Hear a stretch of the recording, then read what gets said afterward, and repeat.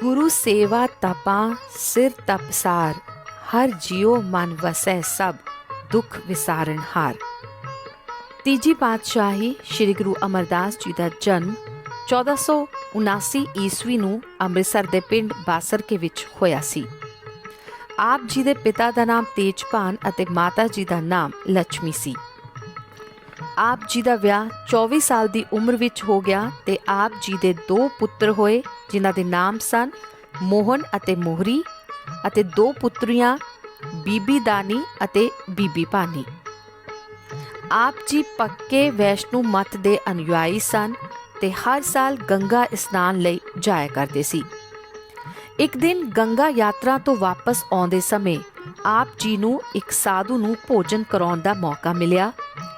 ਭੋਜਨ ਛਕਣ ਤੋਂ ਬਾਅਦ ਜਦੋਂ ਉਸ ਸਾਧੂ ਨੂੰ ਇਹ ਪਤਾ ਚੱਲਿਆ ਕਿ ਆਪ ਜੀ ਦਾ ਕੋਈ ਗੁਰੂ ਨਹੀਂ ਹੈ ਤਾਂ ਉਸ ਨੂੰ ਕ੍ਰੋਧ ਆ ਗਿਆ ਤੇ ਉਸਨੇ ਕਿਹਾ ਕਿ ਇੱਕ ਗੁਰੂਹੀਣ ਵਿਅਕਤੀ ਦੇ ਹੱਥੋਂ ਭੋਜਨ ਕਰਕੇ ਬਹੁਤ ਵੱਡਾ ਪਾਪ ਹੋ ਗਿਆ ਹੈ। ਹੁਣ ਇਸ ਪਾਪ ਨੂੰ ਧੋਣ ਲਈ ਫੇਰ ਗੰਗਾ ਜਾਣਾ ਪਏਗਾ। ਉਸ ਸਾਧੂ ਦੇ ਇਹਨਾਂ ਸ਼ਬਦਾਂ ਨੂੰ ਸੁਣ ਕੇ ਗੁਰੂ ਅਮਰਦਾਸ ਜੀ ਦਾ ਮਨ ਬਹੁਤ ਦੁਖੀ ਹੋਇਆ ਤੇ ਆਪ ਜੀ ਨੇ ਉਸੇ ਵਕਤ ਈਸ਼ਵਰ ਅੱਗੇ ਪ੍ਰਾਰਥਨਾ ਕੀਤੀ ਕਿ ਗੁਰੂ ਨੂੰ ਮਿਲਾਓ। ਉਹਨਾਂ ਦਿਨਾਂ ਵਿੱਚ ਹੀ ਆਪ ਜੀ ਨੂੰ ਸ਼੍ਰੀ ਗੁਰੂ ਨਾਨਕ ਦੇਵ ਜੀ ਦੀ ਬਾਣੀ ਦੇ ਸ਼ਬਦ ਸੁਣਨ ਨੂੰ ਮਿਲੇ ਅਤੇ ਉਹਨਾਂ ਮਿੱਠੇ ਸ਼ਬਦਾਂ ਦਾ ਆਪ ਜੀ ਦੇ ਮਨ ਤੇ ਡੂੰਘਾ ਪ੍ਰਭਾਵ ਪਿਆ। ਕਿਸੇ ਤਰ੍ਹਾਂ ਆਪ ਜੀ ਸ਼੍ਰੀ ਗੁਰੂ ਅੰਗਦ ਦੇਵ ਜੀ ਦੇ ਚਰਨਾਂ 'ਚ ਪਹੁੰਚ ਗਏ। ਜਦੋਂ ਆਪ ਜੀ ਨੇ ਉਹਨਾਂ ਨੂੰ ਦੇਖਿਆ ਤਾਂ ਉਸੇ ਸਮੇਂ ਇਹ ਫੈਸਲਾ ਕਰ ਲਿਆ ਕਿ ਇਹਨਾਂ ਦੀ ਹੀ ਹੁਣ ਸੇਵਾ ਕਰਨੀ ਹੈ। ਆਪ ਜੀ ਸ਼੍ਰੀ ਗੁਰੂ ਅੰਗਦ ਦੇਵ ਜੀ ਦੇ ਪੱਕੇ ਸ਼ਰਧਾਲੂ ਬਣ ਗਏ। ਉਸ ਸਮੇਂ ਆਪ ਜੀ ਦੀ ਉਮਰ 62 ਸਾਲ ਸੀ।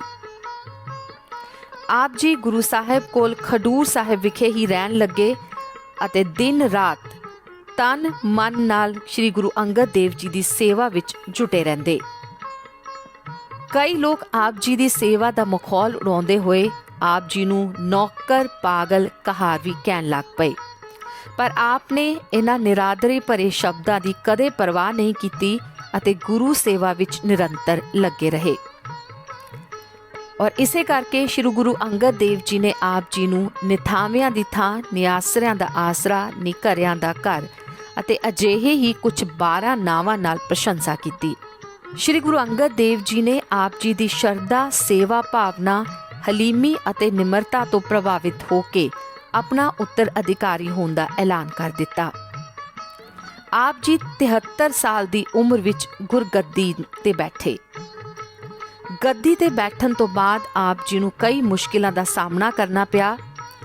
ਆਪ ਜੀ ਨੇ ਸਿੱਖ ਮਤ ਦੇ ਸੰਗਠਨ ਤੇ ਵਿਕਾਸ ਲਈ ਕਈ ਕੰਮ ਕੀਤੇ, ਜਿਵੇਂ ਗੋਇੰਦਵਾਲ ਵਿੱਚ ਬੌਲੀ ਦਾ ਨਿਰਮਾਣ, ਲੰਗਰ ਸੰਸਥਾ ਦਾ ਵਿਸਤਾਰ, ਸਿੱਖੀ ਦੇ ਪ੍ਰਚਾਰ ਲਈ 22 ਮੰਜੀਆਂ ਦੀ ਸਥਾਪਨਾ, ਸ਼ਬਦਾਂ ਦਾ ਸੰਗ੍ਰਹਿ ਤੇ ਸੰਗਠਨ ਕਰਵਾਇਆ।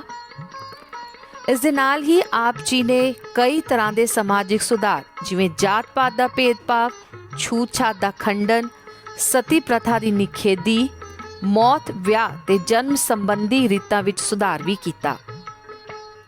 ਸ਼੍ਰੀ ਗੁਰੂ ਅਮਰਦਾਸ ਜੀ ਦੀ ਬਾਣੀ ਸ਼੍ਰੀ ਗੁਰੂ ਗ੍ਰੰਥ ਸਾਹਿਬ ਵਿੱਚ 907 ਸ਼ਬਦਾਂ 19 ਰਾਗਾਂ ਵਿੱਚ ਅੰਕਿਤ ਹੈ।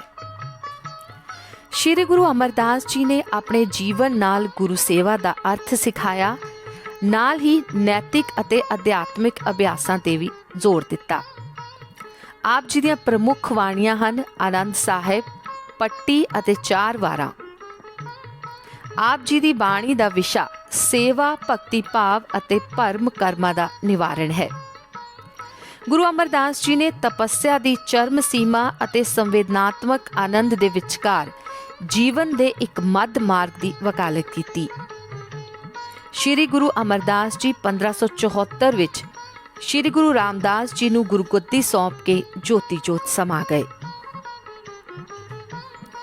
ਸੇਵਾ ਅਤੇ ਨਿਮਰਤਾ ਦੀ ਮੂਰਤ ਸ਼੍ਰੀ ਗੁਰੂ ਅਮਰਦਾਸ ਜੀ ਦੇ ਗੁਰਗੱਦੀ ਦਿਵਸ ਦੇ ਮੌਕੇ ਤੇ ਸਿੱਖ ਸੰਗਤ ਨੂੰ ਲੱਖ ਲੱਖ ਵਧਾਈਆਂ।